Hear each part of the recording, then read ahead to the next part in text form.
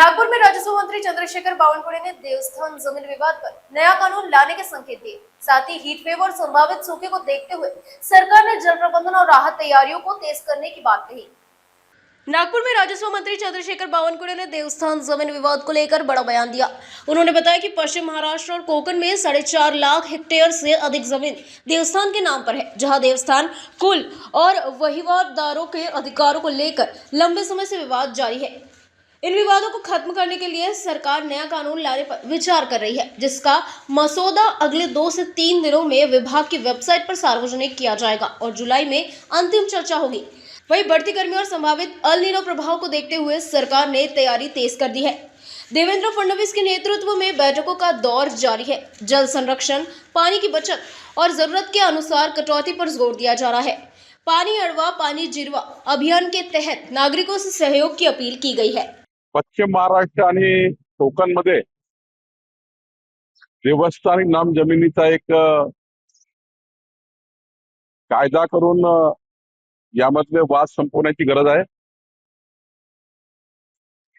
4.5 लाख हेक्टरच्या वर जमिनी आहेत ज्या देवस्थानिक नाम जमिनी आहे। देवस्थानाचे हक्क काय आहेत, कुळाचे हक्क काय आहेत आणि वहिवाटदाराचे हक्क काय आहेत याबद्दलचा एक कायदा करण्याचा विचार सरकारचा आहे आणि हा कायदा 2-3 दिवसामध्ये महसूल खात्याच्या वेबसाईटवर पब्लिक डोमेनमध्ये टाकण्यात येणार आहे, जेणेकरून यामध्ये ज्यांना काही सुचवायचं असेल, ज्यांना काही आपलं मत मांडायचं असेल त्यांना आपलं मत मांडता येईल आणि अंतिमतः जुलैच्या अधिवेशनामध्ये आम्ही यावर चर्चा करणार आहोत।